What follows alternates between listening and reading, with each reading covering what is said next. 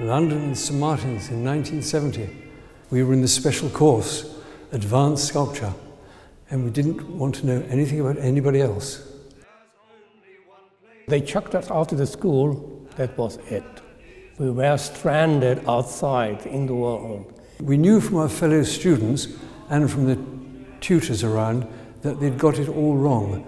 They believed that you just make your art, you don't care about anything else, and probably sooner or later someone will knock at the door. And we didn't believe that, and we believed that that was very cruel dismissal of the world's population. So we thought, no, we don't want to just do it for ourselves. We want to do it in such a way that it can reach people and mean something to them. In that way, we believe that art is a service. If you break your leg, you know where to go to the doctor. If you're robbed, you know to go to the police. But if you have an aching hole of hope and fear inside you, you'll probably read a novel or listen to a gramophone record. Or culture is a huge part of our being. It's been 50 years since Gilbert and George met at Central St Martin's, and it's a real honor to be able to present this and represent it here in our gallery in London. And you can see that the artists have really grown in what they've been working on over the years and really developed and honed their language.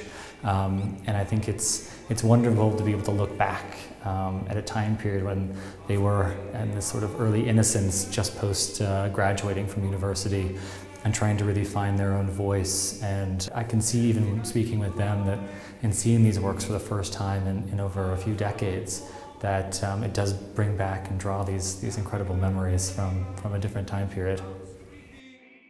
At that time, George used to take me all over London. We did the walks, no?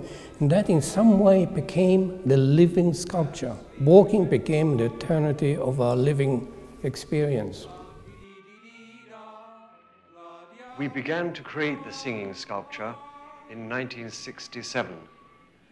And then in 68 and 69, we began to present it to people in museums and in galleries. And then, in 1971, we brought it to the Sonnabend Gallery, which was opening with that exhibition. It was a miserable winter evening in Brussels, and we were presenting the singing sculpture, and what we thought was a little elderly lady came up to us. She was much younger than we are now, and said that she was opening a gallery in New York, and would we do the first exhibition?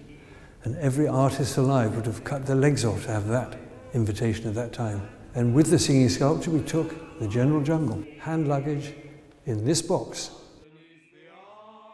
They were all done in small rooms, we did them. And they were done, in fact, very fast. Very fast. On the floor, we did them, very fast. Because it was just what you call this idea of leaving something behind, you know, of us. The spirit of walking through London in the parks. The spirit.